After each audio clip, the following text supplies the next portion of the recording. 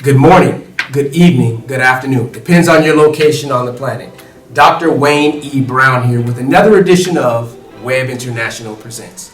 Today my special guest is all the way from Japan. We're actually in Japan. We are in Okinawa, Japan. But my special guest, she's going to describe and tell us which part of Japan that she's actually from. Before we get to that point, I want you to see this simple introduction, okay? We're going to do it in English and in Japanese. こんにちは。こんにちは。私は Wayne E. Brown です。よろしくお願いします。私は山城リセです。よろしくお願いします。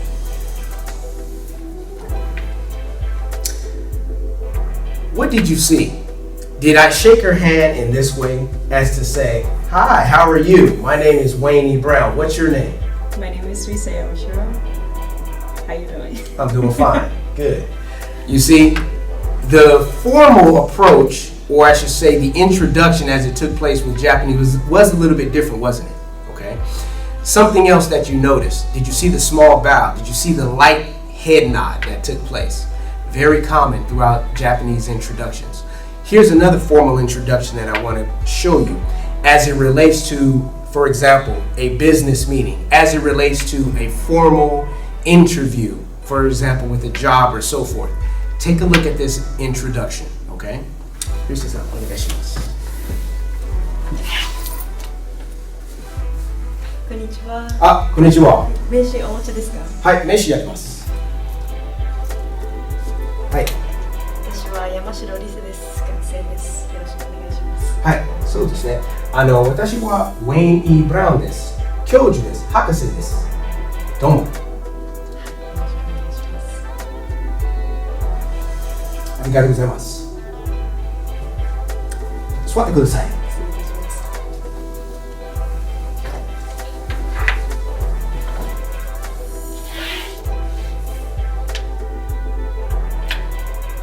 What did you see and what did you notice? Is this an introduction that would take place in the same manner, for example, in your home country? Okay, let's actually analyze and see the way in which our exchange of the business card took place. Rise-san, 私の名刺をお願いします。はい。ありがとうございます。Okay, so this is my meishi. What is meishi? Meishi means business card, okay? As you can see, for example, with my business card, my company logo is here. The picture is here. Here is my information, both in English and in Katakana, which is Japanese, one of the 4 alphabets in Japanese. The Kanji, coming from China, Hiragana and Katakana, Japanese, and Romaji, which uses English characters, okay? How did she first handle the business card, her business card, and how did I handle my business card? Did we have it in one hand, and did we place it to each other in this manner? First, we handled it with 2 hands. Our fingers were placed at the edges. When we gave the card, she had her card in her hand, of course mine in my hand, and we exchanged it in this manner, correct? So what took place is the card was faced forward at the tips and at the edges so that the reader can read the card upon receiving it, okay? Who spoke first? She actually spoke first. Why did she speak first? Out of age consideration. She acknowledged that I was older than her. Therefore, she spoke first. Okay? Afterwards, when I asked her to sit down, that too was a sign of, I guess you could say, protocol or even age respect to say, please take a seat. All right. Now that our cards are here, the cards should remain on the desk until possibly the end of the meeting. And that's completely fine. In case that I say, I forgot Rise's name, her last name, it would be perfectly fine for me to look at the card so that I can remember her name and her information. You saw Rise give the introduction. You saw how we exchanged our business cards. Now, I'm going to ask Rise to please introduce herself first in Japanese and then in English. Rise, please. こんにちは。私の名前は山城リセです。東京生まれの沖縄育ち、15年ほど沖縄に住んでおります。ブラウン先生の前のビジネスの生徒です。今はデンタルアシスタントとして働いていまして、衛生士になるための勉強を進めています。よろしくお願いします。リセさん、英語お願いします。Hi, my name is Rise Yamashiro. I am a former student of Brown Sensei, and I originally from Tokyo, and I grew up in Okinawa.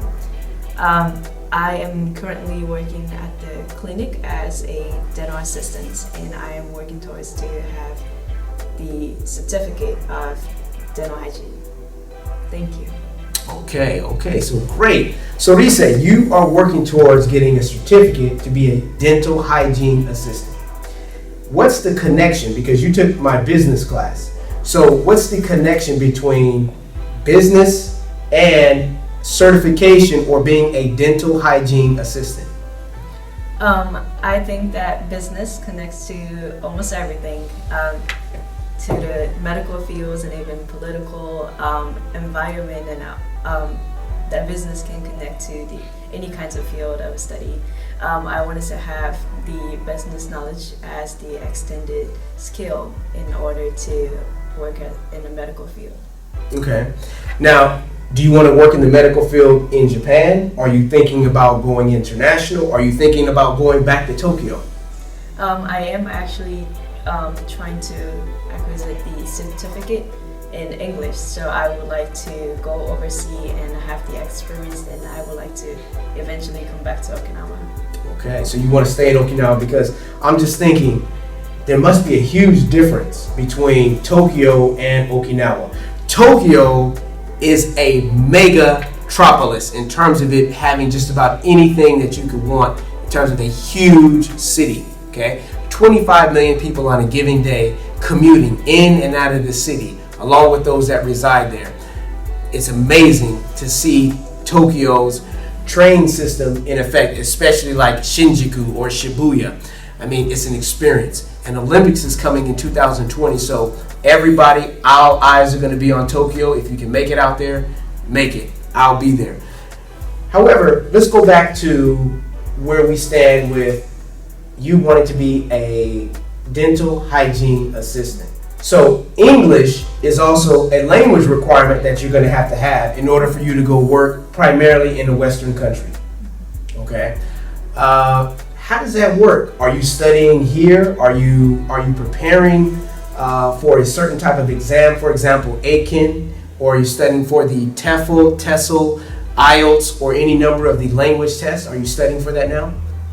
Yes, matter of fact, I do take a TOEIC test in May. Mm-hmm. So you're going to take a TOEIC test in May. What's the plan? After you get your TOEIC test score, say for example you get a great score, which I'm sure you will, when do you think you're going to be finished with your certification for your dental hygiene license? I would say within the next 3 years. I understand that English can be my language barrier, since I am trying to take the certificate in English. So I would have to study both hygiene and also the English at the same time. So I understand that it will take probably extra year than everybody else. But I'm looking forward to finish that within 3 years. Within 3 years. Do you think you're going to stop there once you get your dental hygiene certification? Is that where you want to stop? Are you looking for something more than that? Right now I have two plans. Either the one is to have the doctor's degree in dentist, and the another one is to open up the clinic as the clinic where serve the patients the cosmetic treatment. Okay, so actually, did you hear that, you guys? She said that she's actually she's thinking about getting her doctorate in dental hygiene. So basically, you want to be a dentist. Is that That's possible? one of the options. That's one of the options. That's excellent. That's great. That's going to make you have even more options, not only domestically in Japan, both in Okinawa, in Tokyo, or throughout Honshu, mainland Japan. It's also going to open your doors international. Your English language requirement is basically going to say, once you get that great TOEIC score, That's going to give you the options of saying, I want to work in the U.S., Canada, Australia, New Zealand, a number of Western-speaking countries, English-speaking countries in the Western Hemisphere. But not only that, you're also open to a number of countries in Asia. You can look at other countries in Europe, Latin America, Africa, okay? You're going to have a lot of options, so definitely continue on and pursue that. Thank you. All right. As you guys know, I have my lucky cards here, which I give every student the opportunity to draw a card and answer what these cards say. So Rise, I want you to do the same thing. No specific order, just pick a card, read it, and give a great answer, okay? I always look here, I always start off and say, what does this actually say? Enjoy the moment. Always friendly, adventure begins. It's interesting, actually this is more Japanese English in terms of how this is written, but I think you get the point. Enjoy the moment, be in the moment. Rise, choose a card and read it and give a great answer.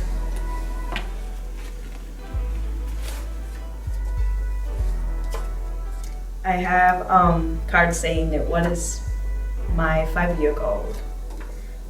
5-year plan. 5-year plan.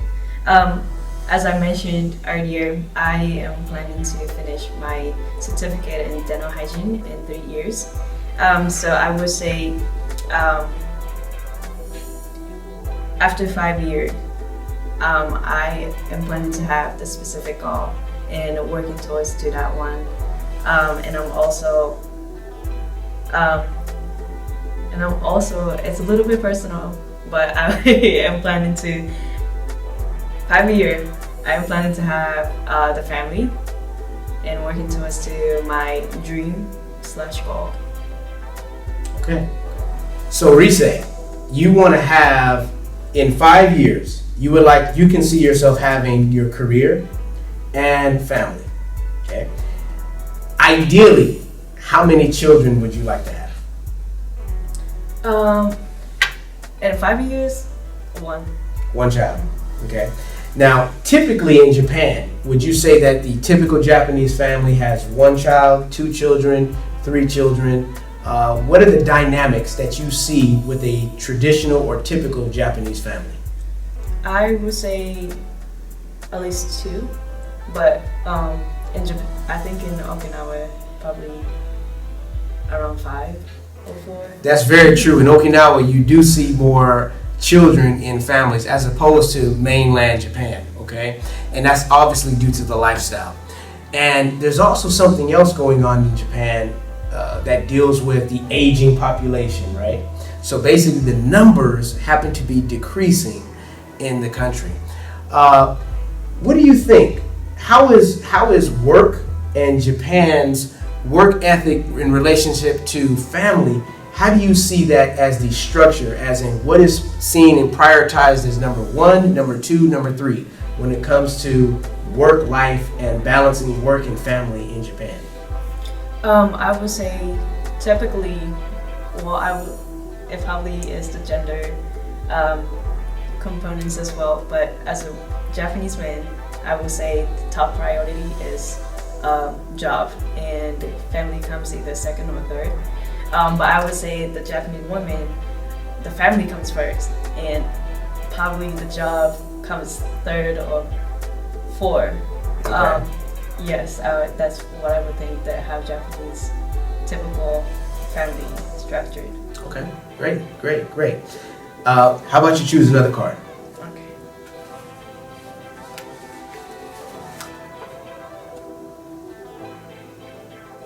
How will I know when I am successful?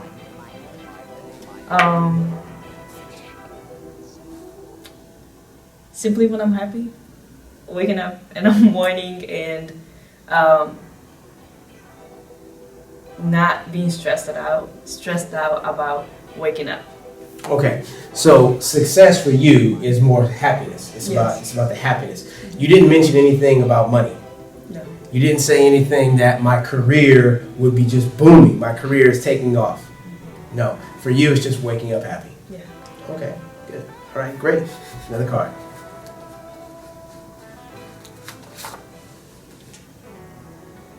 Which do I prefer, security with a job or the independence of an entrepreneur?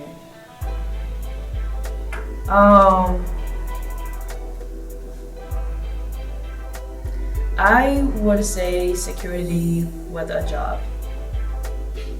The reason because I guess I would say neither of them. Neither. It really depends on the situation. Let's say if I have a family, then I would choose the security with the job. But as I mentioned, if I wanted to open up the clinic, then I would say the independence of an entrepreneur. Mm-hmm. So I think it depends on the situation where I'm standing at that point. Let's look at what she said. So she actually said neither. But however, what is she driving at by saying neither? She's driving at first is family you position above both a career and independence as being an entrepreneur. So her value system says family first.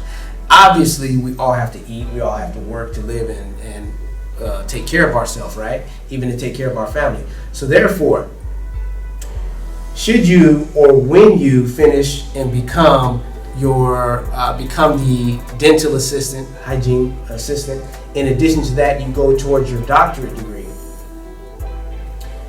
You're now moving towards the entrepreneurial route.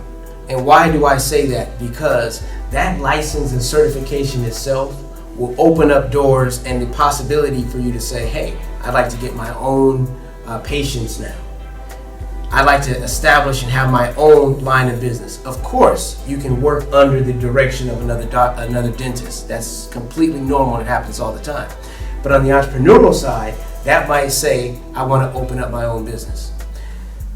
Hypothetically, in a case where that is the situation for you, do you see yourself as saying, I think I can balance now family, having one child, having two children, of course, the nuclear family with the husband and so forth. Now I want to look at the entrepreneurial side. Do you see that as being a possibility? Well, where I am standing, I don't really have I have nothing to lose. So I think I see that as what I'm going to do, but everything I do have pros and cons. If I think that the decision I make have more benefits than risk in the future, then I think that's what I'm going to do. Okay. You know, there's a card in there that talks about the SWOT, right? What is SWOT? SWOT actually stands for strengths, weaknesses, opportunities, and threats. And that's just what she described. We're not going to cover that just yet. If we're lucky, she's going to choose that card. However, let's choose another card.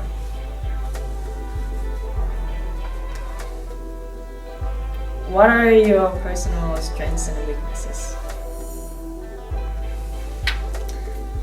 My personal strengths,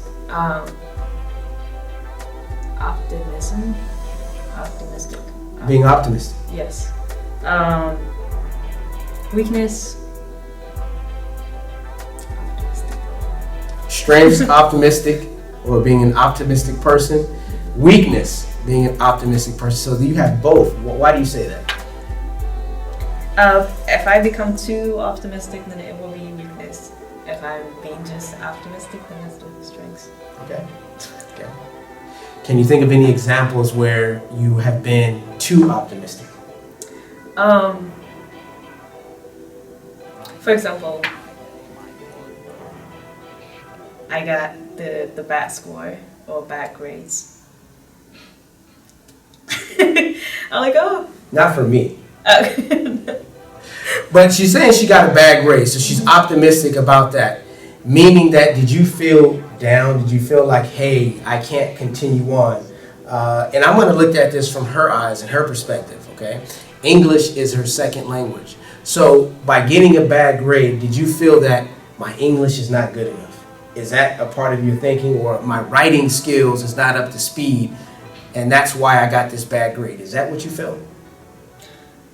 I sometimes do, but at the same time, that's Nobishiro. Nobishiro. Onegaishimasu. The reading of Nobishiro is it's more like the opportunity where you can more grow from it. Okay. So in this case, she's actually saying the word Nobishiro. She's actually describing and saying the situation happened. I got the bad grade, but how can I learn from it? How can I grow? And how can I make sure that this doesn't happen again the next time? So that's the optimistic side. Is there the positive optimistic side? You know, you've kind of described the negative by getting that bad grade, but how about the positive optimistic side? Positive, I would say, well, that includes too. I am constantly trying to learn from the negative or not really so good things. I think that's the positive sides of my optimistic. Perfect. Good. Next card.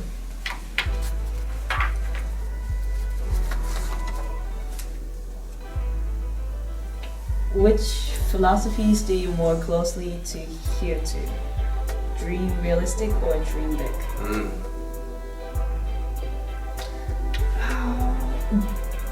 Dream realistic.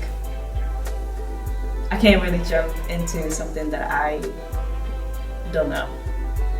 So I have to kind of narrow what's going to happen, both positive and bad. And I kind of have to set up more like the stairs in order to jump into what I am jumping to. Okay. You didn't say dream big, okay? If I were to ask you, when you were a child, what was your dream in life? Before you got into the career, education, what's that initial dream that you just had that said, this is something I wish would happen for me? My childhood dream? Yes. Was become a police officer. Become a police officer. Huge difference from being a dental hygienist, right? Okay. What changed? Why the change of direction? I guess I see some things more carefully, or more like not just the outside. Okay. I think I like the concept of police officer. I like helping people. I am gymnastic. Okay, you have gymnastic. Were you a prior gymnast? Did you actually go to gymnastic school? No, I mean I like working out, so I kind of have a lot of muscles. Okay, yeah. So you're athletic. Yes. You're muscular. Okay. So continue. That's what I see, or that's what I imagine when I heard the police officer. Oh, okay, that's me. But in order to growing up, I see more things like what is actually truly mean to be a police officer, and I realized that I'm not that. I guess. Okay. So at some point you said, hey, no longer police officer, but dental hygienist, that's my route. Okay, good. Next.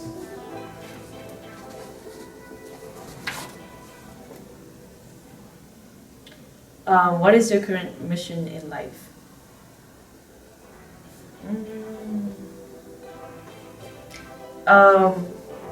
My mission in life,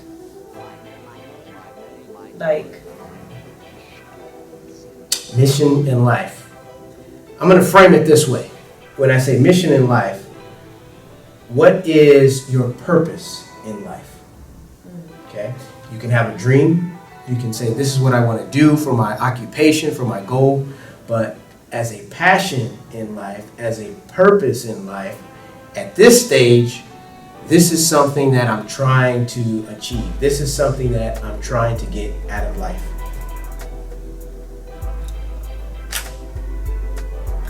Independence. Both financially, emotionally, and independence. Okay. So she said independence, right? Independence, financial freedom. Yes. Okay. Personal freedom as to say, hey, I can do what I want to do within my leisure, within my free time. I want to study. Bingo, I'm going to do that. I want to start a family. That's something that I also want to do. You want to have the autonomy to do what you want to do. Okay, good. Next card. You haven't chose a purple one yet, so I think a purple one is going to come up. How committed are you to be successful? I 90%. 90%. Why not 100? Because I have other things to do. I mean, as an adult, it's not. I think some people can just run straight to the goal or plan, but we have bills to pay. We have family or friends to take care of. So I would say 90% committed to my success.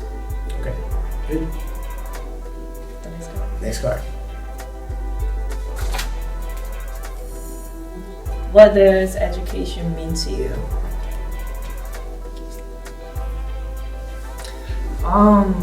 Education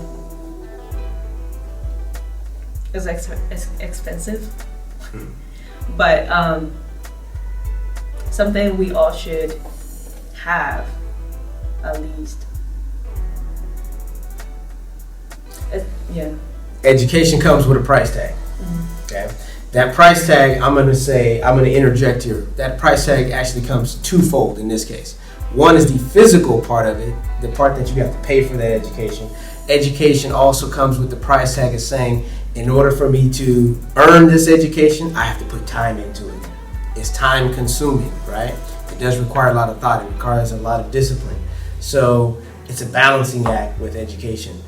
Would you say that in Japan, let's look at a comparison between Japan and the United States. You're in a unique situation because you grew up speaking Japanese in Japanese schools, okay? But now you're getting a Western education, meaning your university degree is going to come from a Western university, a university based in the United States. So you have the unique experience of having dual educations, dual opinions even, kind of two ways of thinking, the Far East and the Western approach to education. So what do you see as some of the similarities and what do you see as some of the major differences with education, in your opinion? So I went to the Japanese school until high school. So I would say the similarity is, I don't actually see the similarities. I think they're both American schools and Japanese schools, kind of the discipline is the different.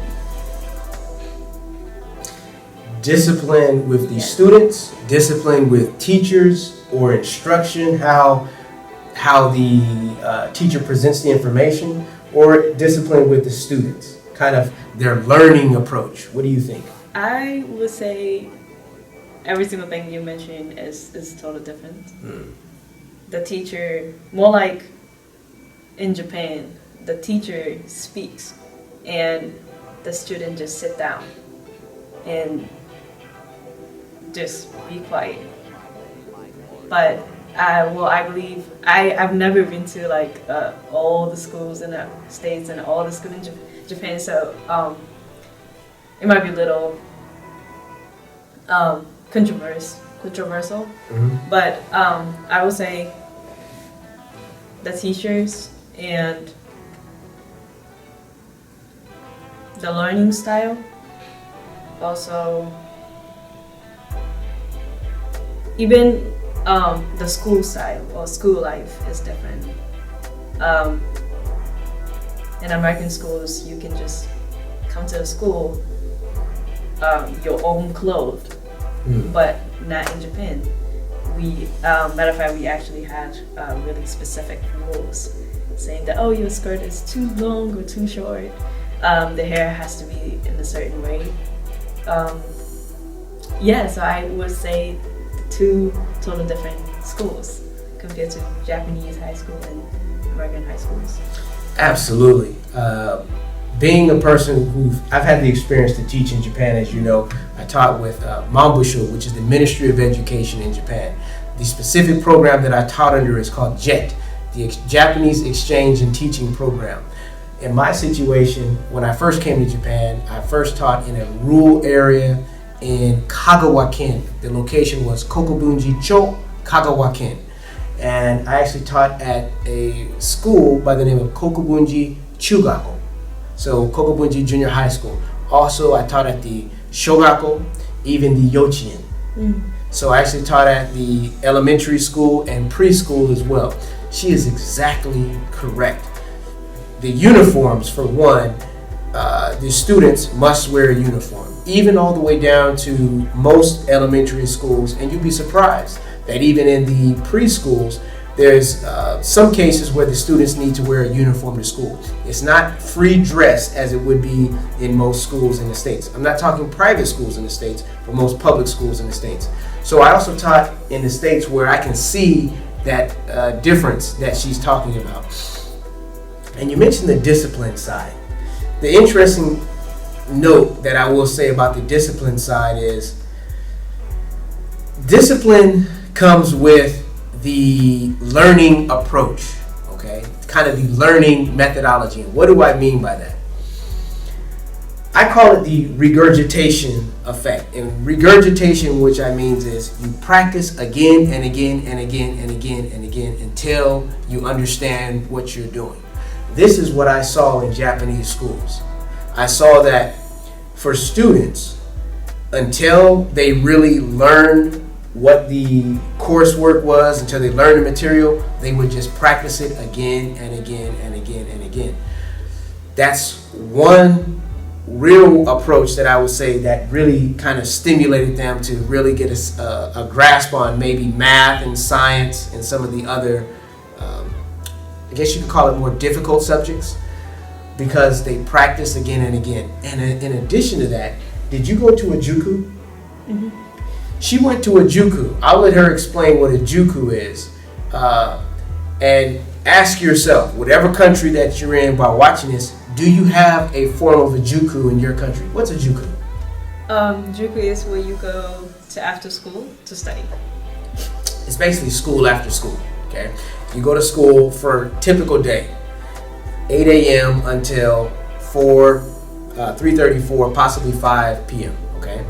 After that, you go to an additional kind of school or learning center that you would focus on certain subjects. For example, the Jukus that you went to, what did you focus on? What did you study?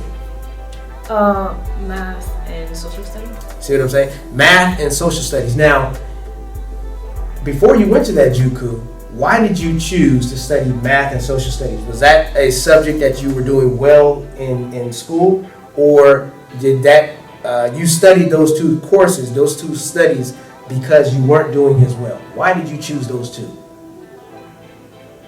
I think I choose math and social study because the Juku was kind of famous for teaching math and social studies. But I would say normally we go to Juku to study the subject you're not really good at. Okay. So she said that those subjects that you're not good at, again, that's where the Juku would come in to assist you so that you can do better. We have similar forms of what would be considered Jukus in the United States.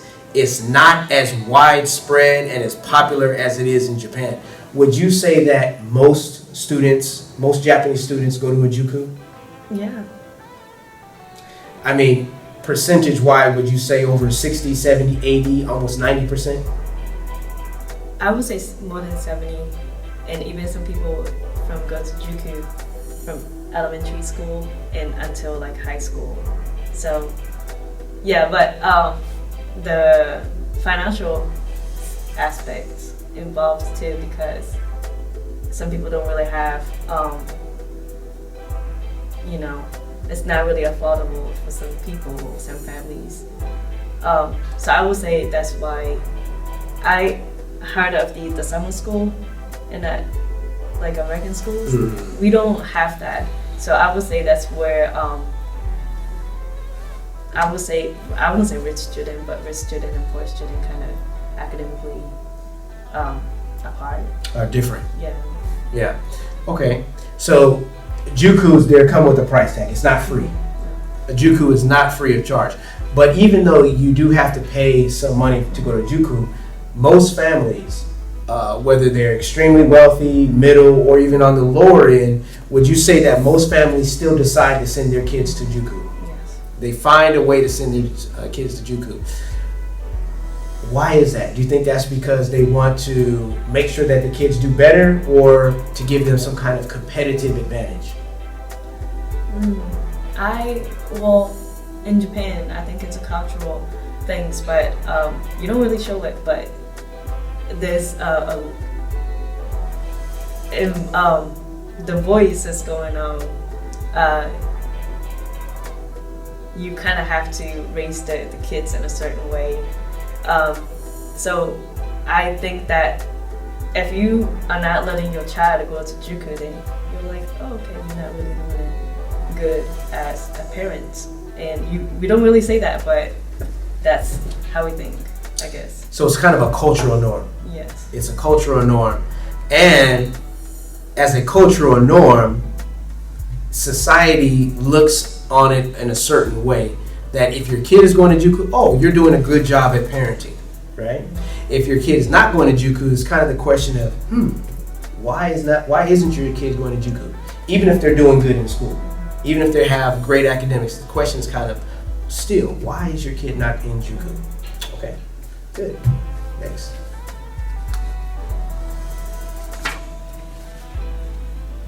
Where do you see yourself in 20 years?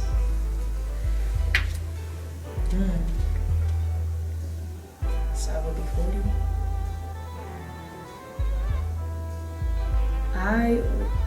I would say, like I mentioned, independence and finally financially stable and independence with my lifestyle, I guess. So I see myself in 20 years, I would say, more really comfortable. I think I would be in a more like comfort zone in a good way. Yes. Okay. So in 20 years, she says she's going to be 40. Okay. You see yourself being very comfortable. You would have, of course, finished off all of your education. You'll likely be that doctor of medicine, I should say that doctor of dentistry at that time, and you'll have your family, and you'll be really balancing career and life. Yes. Okay, career and family. Good objective.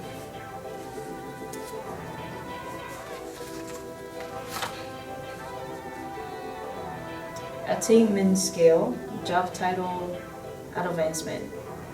Supervisor, manager, director, vice president, president / CEO, board of directors, owner.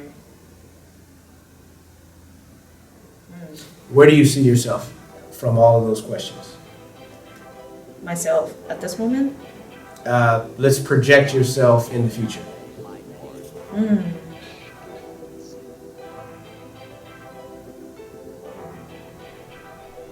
I would say owner.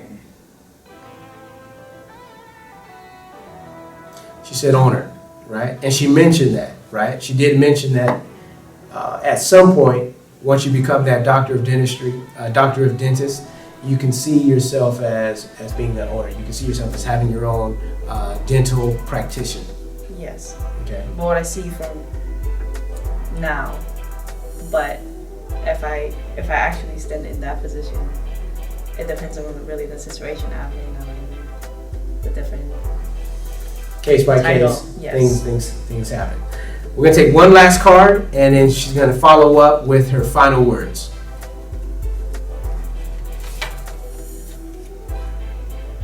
What's the reward for your goal achievement? Right now, ice cream. No doubt. I mean, that's a good reward, right? You work hard, you put the time in. I need some ice cream. Yeah, like really nice. Yeah. A little expensive ice cream. Yeah. That's a good way to sum this up. We might just go for some ice cream after this. But hey, before we do some ice cream and take a pause, I want you guys to think about all the things that she said. Rise is unique in terms of her background.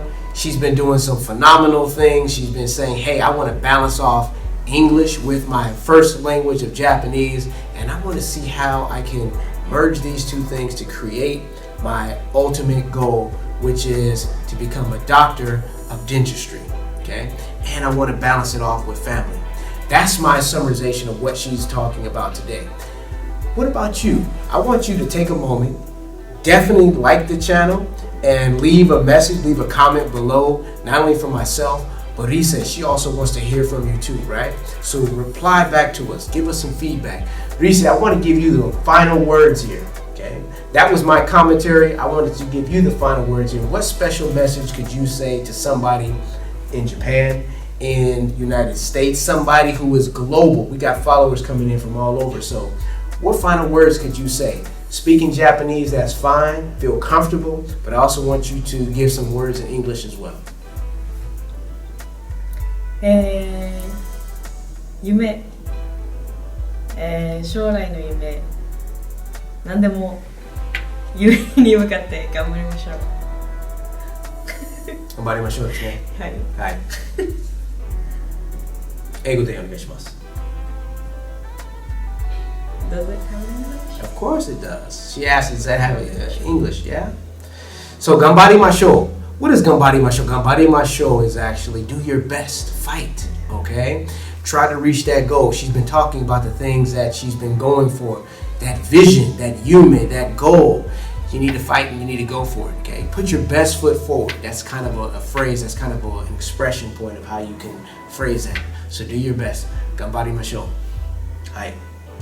どうもありがとうございます。はい。Everybody, see you soon. Definitely stay tuned for the next episode.